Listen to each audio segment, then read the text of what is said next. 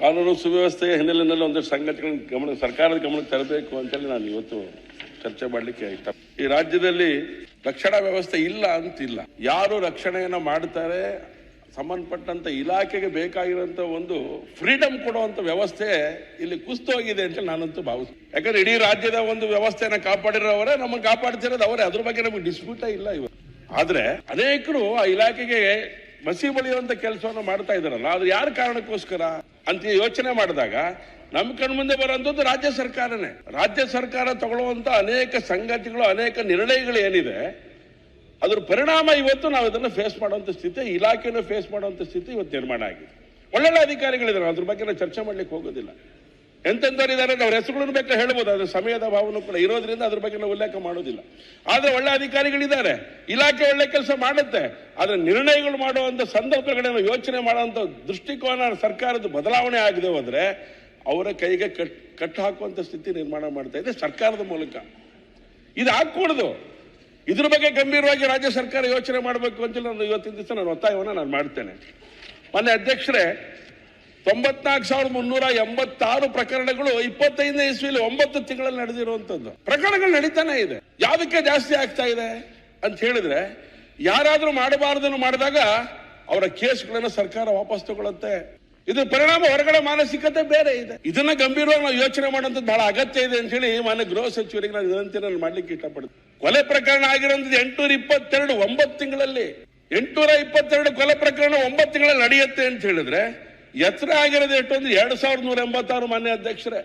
ಅತ್ಯಾಚಾರ ಹೇಳಿದ್ರು ನಮ್ಮ ನಾಯಕರುಗಳು ಮಾತಾಡಬೇಕಾರೆ 619 ಅತ್ಯಾಚಾರ ಪ್ರಕರಣ, ಡಕಾಯಿತಿ, ರಾಬರಿ, ರಾತ್ರಿ ದರೋಡೆ, ಕಳ್ಳತನ, ಸ್ನ್ಯಾಚಿಂಗ್, ಹೆಣ್ಮಕ್ಳು ಕುತ್ತಿಗೆಗಳು ಕಟ್ ಮಾಡ್ಕೊಂಡು ಹೋಗ್ತಾ ಇದ್ದಾರೆ.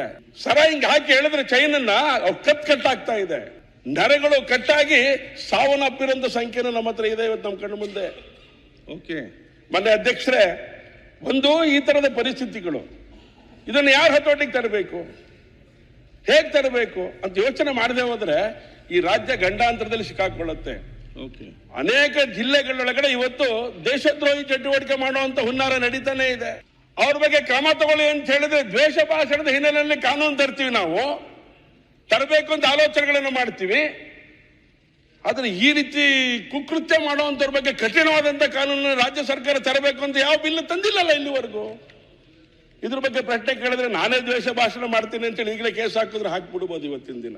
ಇದು ಪರಿಸ್ಥಿತಿ ಇರೋದಮ್ಮ ಸನ್ಮಾನ್ಯ ಅಧ್ಯಕ್ಷರೇ. ತುಂಗಾ ನದಿನಲ್ಲಿ ಬಾಂಬ್ ಬ್ಲಾಸ್ಟ್ ಮಾಡ್ತಾನೆ, ತಯಾರಿ ನಡೆಸಿ. ಪರಿಸ್ಥಿತಿ ಎಲ್ಲಿಗೆ ಹೋಗಿ ನಿಂತಿದೆ ಅಂತ ನಾನು ನಿನ್ ಗಮನಕ್ಕೆ ತರ್ತಾ ಇದ್ದೇನೆ ಸನ್ಮಾನ್ಯ ಅಧ್ಯಕ್ಷರೇ. ಇದನ್ನ ಹೀಗೆ ಬಿಡ್ಲಿಕ್ಕೆ ಆಗೋದಿಲ್ಲ ಅಂತ ನಾನು ಹೇಳುವಂತದ್ದು. ಇಟ್ಟಕ್ಕೆ ನಿಲ್ಲತ್ತಾ ಬರೀ ಮನುಷ್ಯರ ಬಗ್ಗೆನಾ? ಗೋವುಗಳ ಬಗ್ಗೆ ಯೋಚನೆ ಮಾಡ್ತಾ ಹೋದ್ರೆ ಎಲ್ಲಿಗೆ ಹೋಗುತ್ತೆ? ನಾವೇನೋ ಯಾರಿಗಾರ ಏನಾರಾದ್ರೆ ಕಂಪ್ಲೇಂಟ್ ಹೋಗಿ ಲಾಗ್ ಮಾಡ್ತೇವೆ.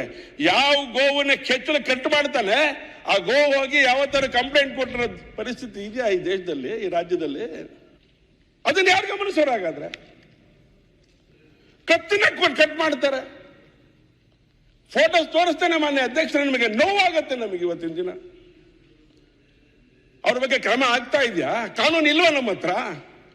ಕಾನೂನು ಸುವ್ಯವಸ್ಥೆ ಕಾಪಾಡಲಿಕ್ಕೆ ನಮ್ಮ ಕೈಲಿ ಆಗತ್ತೋ ಇಲ್ವೋ? ಹಾಗಾದ್ರೆ ಗೋಹತ್ಯೆ ನಿಷೇಧದ ಕಾನೂನು ಇದೆ, ಅದನ್ನು ಬಲಪಡಿಸಬೇಕಂತ ಯಾವ್ದಾದ್ರು ಬದಲಾವಣೆ ತರುವಂತ ಬಿಲ್ ಅನ್ನು ತಂದ್ರ ನೀವು ದ್ವೇಷ ಭಾಷಣದ ಬಗ್ಗೆ ಬಿಲ್ ತರ್ತೇವೆ ನಾವು. ಅದಕ್ಕೆ ಸಬ್ಜೆಕ್ಟ್ ತರಬಾರ್ದು ಅಂತ ತಗೊಂಬನ್ನಿ, ಬೇಕಾದ ಬಿಲ್ಗಳನ್ನು ತಗೊಂಬನ್ನಿ. ಗೋಹತ್ಯೆ ನಿಷೇಧದ ಬಿಲ್ ಅನ್ನ ಬಲವಾದಂತ ರೀತಿಯೊಳಗಡೆ ಅದನ್ನ ಪ್ರಕಟ ಮಾಡ್ಲಿಕ್ಕೆ ಬೇಕಾದಂತ ಬಿಲ್ ಅನ್ನ ಮಣಿಸೋದಿಲ್ಲ. ಯಾಕೆ ಕಾನೂನು ಸುವ್ಯವಸ್ಥೆಗೆ ಒಳಪಡೋದಿಲ್ವಾ? ಇದು ಕಾನೂನು ಸುವ್ಯವಸ್ಥೆಗೆ ಪಡುತ್ತೋ ಇಲ್ಲ ಹೇಳಿ? ನೂರಾರು ಗೋವುಗಳು, ಸಾವಿರಾರು ಗೋವುಗಳನ್ನ ಕೆಚ್ಚಲು ಬಾಲ ಕಟ್ ಮಾಡ್ತಾನೆ, ಕತ್ತನ್ ಕಟ್ ಮಾಡ್ತಾನೆ. ಯಾರು ಕ್ರಮ ತಗೊಂಡಿದ್ರು? ಪೊಲೀಸ್ ಸ್ಟೇಷನ್ಗಳಲ್ಲಿ ಎಷ್ಟು ಕೇಸ್ ಹಾಕಿದ್ರು ಅಂತ ಕೇಳಿದ್ರೆ ನಿಮ್ಮ ಹತ್ರ ಸನ್ಮಾನ್ಯ ಅಧ್ಯಕ್ಷ ನೋವಿನಿಂದ ಹೇಳ್ತಾನೆ, ಬೆರಳೆಣಿಕೆ ಎಷ್ಟು ಮಾತ್ರ ನೋವು ಕೇಸ್ ಹಾಕಿರುವಂತದ್ದು. ಬೆರಳೆಣಿಕೆ ಎಷ್ಟು? ಸಾವಿರಾರು ಗೋವುಗಳ ದಹನ ಆಗತ್ತೆ, ಸಾವಿರಾರು ಗೋವುಗಳನ್ನ ಹತ ಮಾಡ್ತಾರೆ ಒಂದೇ ಹಬ್ಬದಲ್ಲಿ. ಸನ್ಮಾನ್ಯ ಅಧ್ಯಕ್ಷರೇ, ಇದು ಕಾನೂನು ಸುವ್ಯವಸ್ಥೆ ಬರೋದಿಲ್ವಾ? ಹೇಳಿದ್ರಲ್ಲ, ಈಗ ಮುಂದೆ ಹೋಗಿ ಸಾವಿರಾರು ಗೋವುಗಳು ಬಕ್ರೀದ್ ಹಬ್ಬದ ಒಂದೇ ದಿನ ಆಗತ್ತೆ. ಇದ್ರ ಬಗ್ಗೆ ಯಾರು ಕೇಳೋರು? ಗೋವಿನ ಬಗ್ಗೆ ನಿಮಗೆ ಕೇಳಲಿಕ್ಕೆ ಅಧಿಕಾರ ಇಲ್ವಾ? ಆ ಸಂದರ್ಭಗಳಲ್ಲಿ ಆಗುವಂತ ಪರಿಸ್ಥಿತಿಯನ್ನು ಗಮನಿಸಲು ಇಟ್ಕೊಂಡ್ರೆ ಸುವ್ಯವಸ್ಥೆ ಉಳಿಯತ್ತ ನಿಮಗೆ? ಕಾನೂನು ಸುವ್ಯವಸ್ಥೆ ಬಗ್ಗೆ ಯೋಚನೆ ಮಾಡಬೇಕಾದಂತ ಮಾನಸಿಕತೆಯನ್ನ ಈ ಸರ್ಕಾರ ಮೊದಲು ಬದಲಾವಣೆ ಮಾಡ್ಕೋಬೇಕು. ರಾಮಮೂರ್ತಿ, ಇದು ಮೊದಲನೇದು. ಇನ್ನೊಂದು ಸಂಗತಿ ಇದೆ ಅಧ್ಯಕ್ಷರೇ, ಹೇಳ್ತಾರೆ ಏನಣ್ಣ? ಕಂಟಿನ್ಯೂ ಚನ್ನಬಸವ ಗೋಪಾಲ್ ಕೃಷ್ಣ ಅವರೇ, ಭಾರತ ದೇಶದಲ್ಲಿ ಅತಿ ಹೆಚ್ಚು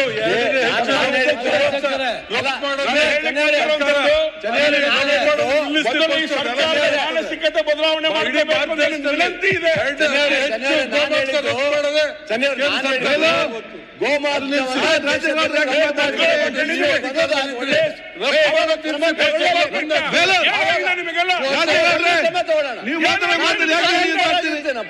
ತಗೊಳ್ಳೋಣ, ಕಾನೂನು ತಗೊಳ್ಳೋಣ. ನಾ ಅಷ್ಟೇ. ಏನಾಗಿದೆ ಅಲ್ರಿ, ಗೋ ಹತ್ಯೆ ನಿರಂತರ ನಡೀತಾ ಇದೆ ಅಂತ ಹೇಳಿದ್ರೆ ಶತಾಂಶ ಕೊಡ್ತೀರಾ ಇಲ್ಲ ನಮಗೆ?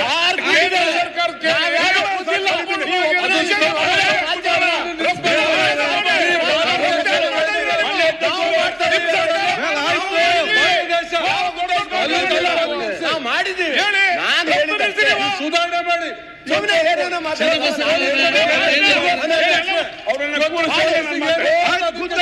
ಮಾಡಿ ಕೊಡಬೇಕು. ನಾವು ರೆಡಿ. ಗೋಪಾಲ್ ಕೃಷ್ಣ ನೋಡಿ, ಈ ತರ ಪರಿಸ್ಥಿತಿ ಇದೆಯಲ್ಲ, ಈ ಮಾನಸಿಕತೆಯನ್ನು ಬದಲಾವಣೆ ಮಾಡೋಕೆ ನೀವೆಲ್ಲರೂ ಬಿಲ್ ತಗೊಂಡು ಈಗ ನೋಡಿ ನೀವೀಗ ನೋವಿನಿಂದ ಹೇಳ್ತಾ ಇದ್ದೀನಿ. ನಿಮ್ಮ ನೋವೆಲ್ಲ ಅರ್ಥ ಆಗ್ತದೆ. ನೀವು ವಿಚಾರ ಹೇಳಿದ್ದೀರಿ, ಅವ್ರೇನ್ ಹೇಳ್ತಾರೆ? ಇದು ಒಂದು ಭಾಗ. ಕೇಂದ್ರದ ಒಂದು ಮೂಕ ಪ್ರಾಣಿಗಳ ವೇದನೆ ಕೇಳುವಂತ ಸರ್ಕಾರ ಇದಾಗ್ಲಿಲ್ಲ. ಇದು ಎರಡು. ಇನ್ನೊಂದಿದೆ, ಒಂದು ಘಟನೆ ನಡೀತು. ತಂದೆ ಹೆಣ್ಮಗಳ ಮೇಲೆ, ಮಗಳ ಮೇಲೆ ಕಂಪ್ಲೇಂಟ್ ಕೊಡುವಂತ ಸ್ಥಿತಿ ನಿರ್ಮಾಣ ಆಗಿದೆ ಮೊನ್ನೆ ಅಧ್ಯಕ್ಷರೇ. ಯಾವ್ದ್ರಿಂದ? ಡ್ರಗ್ಸ್ ಇಂದ. ಹೇಳಿದ್ರಲ್ಲ ಈಗ ಡ್ರಗ್ಸ್ ಇಂದ ಅಲ್ಲ, ಅದು ಬೇರೆ ವಿಷಯ. ಶಿವಮೊಗ್ಗ ನಗರದಲ್ಲಿ ನಡೆದಂತ ಘಟನೆ ನಿಮ್ಗೆ ಹೇಳ್ತಾ ಇದ್ದೇನೆ. ಈ ತರದ 16 ಘಟನೆಗಳಿದೆ ಅಂತ ನಿಮ್ ಗಮನಕ್ಕೆ ತರ್ತಾ ಇದ್ದೇನೆ. ಶಿವಮೊಗ್ಗ ನಗರಕ್ಕೆ IGP ಬಂದು ಹೋದ್ರು, ಸ್ಟೇಷನ್ಗಳ ಪರಿಸ್ಥಿತಿನ ಅಧ್ಯಯನ ಮಾಡಿದ್ರು, ಇಡೀ ನಗರದ ಪರಿಸ್ಥಿತಿಯನ್ನು ಅಧ್ಯಯನ ಮಾಡಿದ್ರು. ಕ್ರಮ ಏನಾಗಿದೆ? ಯಾರನ್ನು ನಂಬೇಕು ನಾವು? ಮೊನ್ನೆ ಅವರು ಗೃಹ ಸಚಿವರು ಭೇಟಿ ಮಾಡಿದೆ ನಾನು ಮೊನ್ನೆ ಇಲ್ಲೇ ಕೂತ್ಕೊಂಡಾಗ. ಕ್ರಮ ತಗೊಳ್ತೀನಿ ಚೆನ್ನೈಯವ್ರೆ ಅಂತಂದ್ರು.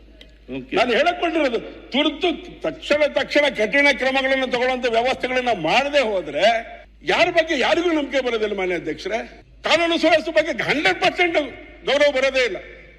ಒಳ್ಳೊಳ್ಳೆ ಅಧಿಕಾರಿಗಳಿದ್ದಾರೆ, ಸರ್ಕಾರ ಕಟ್ಟಾಕಿ ಕೂರಿಸ್ಬಿಟ್ಟಿದೆ. ಇದು ನನ್ನ ಸರ್ಕಾರದ ಮೇಲೆ ನೇರ ಆರೋಪ ನಂದು. ರಾಮಮೂರ್ತಿ ಅವರೇ, ಹಾಗಾಗಿ ಇದನ್ನು ಸರಿಪಡಿಸುವಂತ ಕೆಲಸವನ್ನ ನಿಮ್ಮ ನೇತೃತ್ವದಲ್ಲಿ ಮಾಡುವಂತದ್ದು ಅಗತ್ಯ ಇದೆ. ಆಯ್ತು. ಎಲ್ಲರ ವೇದನೆಯನ್ನ ಕೇಳುವಂತ ಪರಿಸ್ಥಿತಿಯನ್ನ ರಾಜ್ಯ ಸರ್ಕಾರ ಇವತ್ತು ಮಾಡಬೇಕಾಗಿದೆ.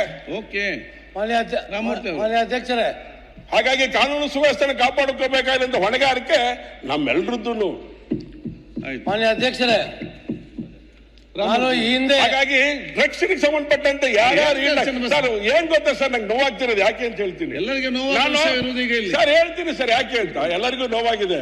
ಆದ್ರೆ ಒಂದು ಕುಟುಂಬದಲ್ಲಿ ನಡೆದಿರುವಂತ ಘಟನೆ ಪ್ರತಿಯೊಂದು ವಿಚಾರ ಯಾಕೆ ಹೇಳ್ಬೇಕು ಅಂತ ಅನ್ಸುತ್ತೆ ಗೊತ್ತಾಗ. ನಾನು ಕಣ್ಣಲ್ಲಿ ನೋಡಿ, ನಾನು ಅದಕ್ಕೋಸ್ಕರ ಕಣ್ಣಲ್ಲಿ ನೋಡಿದ್ದೇನೆ. ನಮ್ಮ ಬಸವನಗುಡಿರುವಂತ ಒಂದು ಮನೆ, ಪೊಲೀಸ್ ಸ್ಟೇಷನ್ಗೆ ಹೋಗಿ ಒಂದು ಕಂಪ್ಲೇಂಟ್ ಕೊಡಕ್ಕಾಗಿದೆ ಅಂತ ಸ್ಥಿತಿ. ಏನ್ ಮಾಡೋಣ? ಪ್ರತಿ ಬಾರಿ ಡ್ರಗ್ಸ್ ಎಷ್ಟು ಹಿಡಿದಿದ್ದೀವಿ ಅಂತೇಳಿ ಪ್ರೆಸ್ ಅಲ್ಲಿ ರಿಪೋರ್ಟ್ ಬರುತ್ತೆ. ಹೇಗೆ ಬಂತು ಇದನ್ನ ಕೇಳಿದ್ರೆ ಏನ್ ಪರಿಸ್ಥಿತಿ? ಈ ಪರಿಸ್ಥಿತಿ ಹೇಳ್ಬೇಕಲ್ಲ ನಮಗೆ. ಇದಕ್ಕೆ ಕಡಿವಾಣ ಹಾಕುವಂತ ಒಂದು ವ್ಯವಸ್ಥೆ ಸನ್ಮಾನ್ಯ ಸಚಿವರು ಮಾಡಬೇಕು ಅಂತ ನಾನು ವಿನಂತಿನ ಮಾಡ್ತೇನೆ. ರಾಮಮೂರ್ತಿ ಅವರೇ,